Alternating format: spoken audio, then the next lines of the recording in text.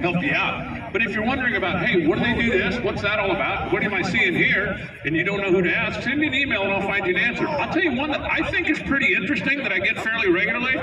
Our track scrubbers down there on the racetrack, when they go down and have to clean up oil, what they use for soap to clean up oil off the racetrack? Tide. No kidding. Tide laundry detergent is what they use in the scrubbers when they've got to clean up oil out there on the racetrack. But if you've got a question like that, hey, what's the guy doing here? What's that? What am I looking at over there? Shoot me an email, announcer@nhra.com, and I will find you an answer. As a general rule, like I came in this morning, answered all my emails from yesterday, I'm going to have a little bit of time tomorrow, so I will answer whatever you send me today. Shoot it to me. I will find you an answer.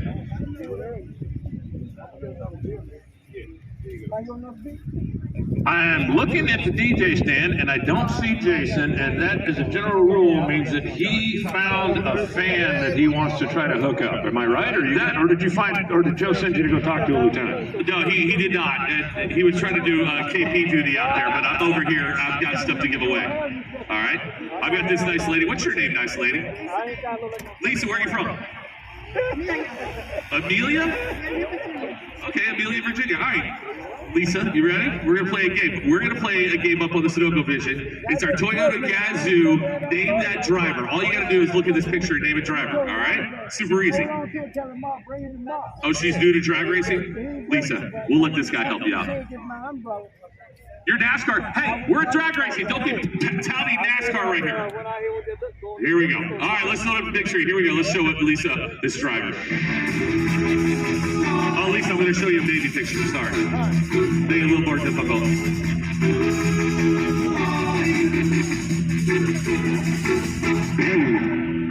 Lisa, who is that young whippersnapper right there?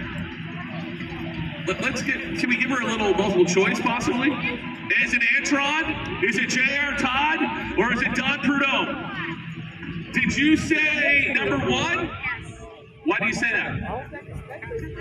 Oh, because everybody behind you? If I told you, hey, jump off a cliff, would you do it? Okay, so think about it. What do you think? Antron Brown, J.R. Todd, or Don Prudhomme? You changed your mind, did you? You're saying J.R. Todd. You feel confident? She doesn't feel confident. But you know what? Let's see. Throw it up on the big screen right now. Let's see if she has won the fabulous prize and picked J.R. Todd. Time is up. Oh my goodness! Wow. You are so good to have changed. Why are you amazed? Just because we didn't. The verbal cues by me didn't help you at all, did they? All right, very good. Well, guess what? I'm going to hook you up with this awesome. Hold on, this thing is hermetically sealed for your protection. I'm going to hook you up with this awesome Toyota helmet. It's been signed by all the Toyota GR Gazoo racers. Lisa, take that right there. Now, folks, make sure you head back to the pits in between rounds and go to the Toyota's lane. Spin the wheel, and you can win some fabulous prizes as well, and you can learn about Gazoo racing. You know what? Let's throw it up to the big screen, and the person you thought it was is going to tell you a little bit more about Toyota Gazoo racing. What is Toyota Gazoo Racing North America? TGRNA is the North American racing arm of the global TGR. TGRNA supports NHRA drag racing, Formula Drift competition, and GT4 competition in SRO and IMSA. Why NHRA for the launch our TGR North America? TGRNA chose NHRA as a key platform due to the dedicated fans who are car enthusiasts and appreciate performance vehicles. How did Toyota Gazoo Racing start? GR was born on the track, not in the boardroom.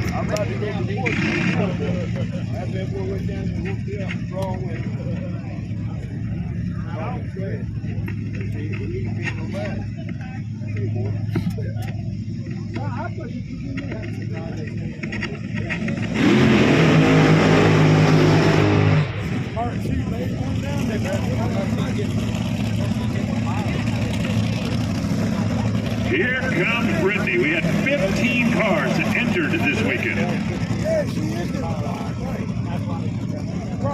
Number one qualifier earns the buy run. Brittany was the number 1 qualifier with that track record 365. Her second best run was a 366, and her throwaway run was a 371. They've got a very consistent race car, but things are different today. I spoke to Dave Grubnick, Max Savage, co-crew chiefs on this machine earlier in the weekend, and they were literally already worried about today. He said, sure, cloudy, cool, track temperature in the mid-90s or high 80s, we can do that, but that's not what we're going to race in. We're going to have to figure this out. Now, interesting that they are on the right side of the racetrack, the atomizer lane, and their teammate is in the left, and I'll tell you why that's interesting in just a second. But first, let's watch and listen. It's Brittany Force. She's going to have the automatic win as soon as she stages the car, just running for lane choice, trying to put a little information in the bank. And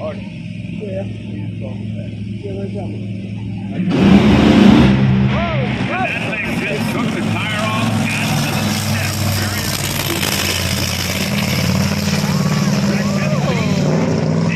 I know we got a lot of NASCAR fans when we're in this part of the country. 981 for the record, 9.81. Figure out exactly what it was all about. I mean, I have a feeling, not that you go, okay, well, it's all right, but you feel a little bit better because Sean made a great run.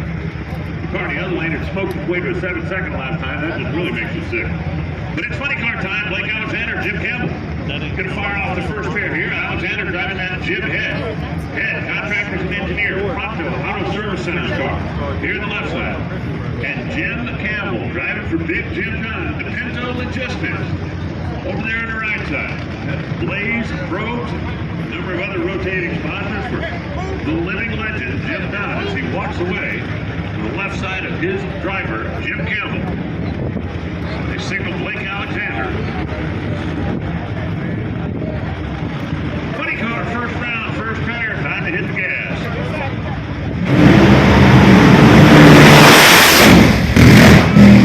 Both of them quit at about the same time. A 426, 230 miles an hour is going to get the win for Blake. Campbell goes 459 at 182. His car made a hard move towards the center line. He kept it on his side of the racetrack. But when you watch the pipes go wet down there, you look at both of them quit at just about the same time. Blake Alexander. This is an interesting matchup. This is not a matchup that you normally would think you're going to see round 1 of funny car. And the reason you're seeing it here is because Bob Taskin's team really struggled to qualify. I mean, 3 qualifying runs didn't break 100 miles an hour. They are definitely a little frustrated over there with that buttercraft. Quick lane, Shelby Mustang. Car dealer out of Rhode Island. Bob's had a pretty good car this year. They stayed and tested in Charlotte and felt pretty good about things. But then they came here and all of a sudden, like the car they had in Charlotte, got lost somewhere coming up I-95. And Alexis Bandero, Premium Tequila, Rocket Bowl. She is part of that Gazoo Racing Toyota group.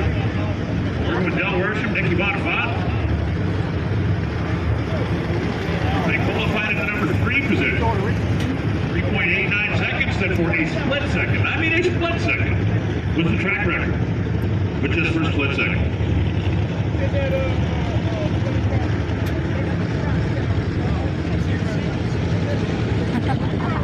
So we got a Toyota on one side, we got a Mustang on the other. I think Taskin's team just wants to know if they found a problem.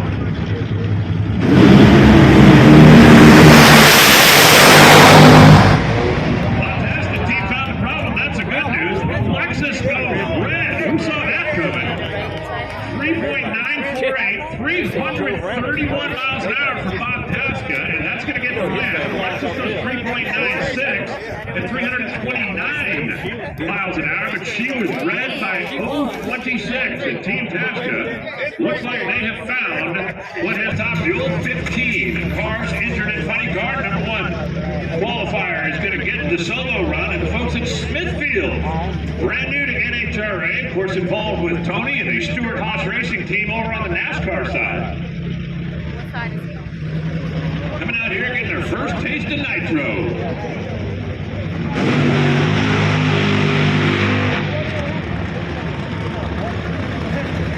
So Matt Hagan, his worst run was 3.91 seconds. And you'll notice, looks like the bottom cover starting to drift over. And that'll change the complexion of the racetrack fairly quickly. A couple of 3 degrees of track temperature makes a big difference in the National Hot Rod Association. It's Dickie Venables, Mike Knudsen, boys down there working on that Smithfield car. They'll take every advantage they can get.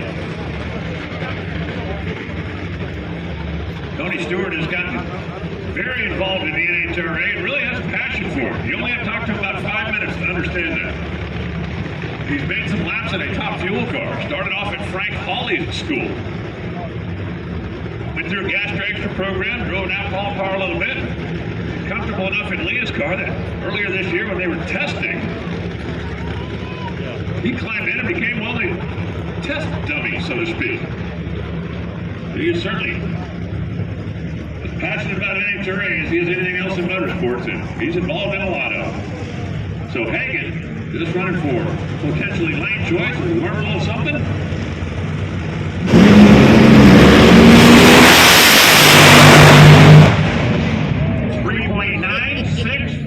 328 miles an hour. Track warmed up a little bit. Car went right down the boulevard, but nice job for the Smith PSE J&A Services. Like on the other 8 and 9 qualifiers, these two are almost equally matched in qualifying, and they get to be the guinea pigs. First out on the track is a red light start.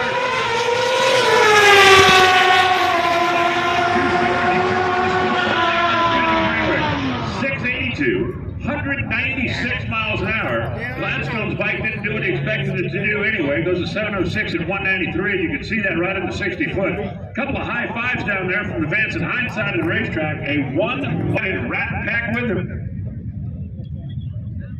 The Victory Body, Prudential sponsor.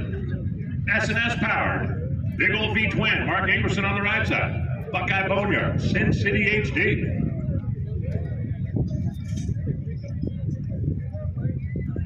The V-twins a pair getting ready to come at us right here. You can run a 4-cylinder. Almost everybody now, I do believe the Suzuki is in a 4-valve category. You can still run big V-twins, and there's a few guys and gals that still think that's the way to go, including your number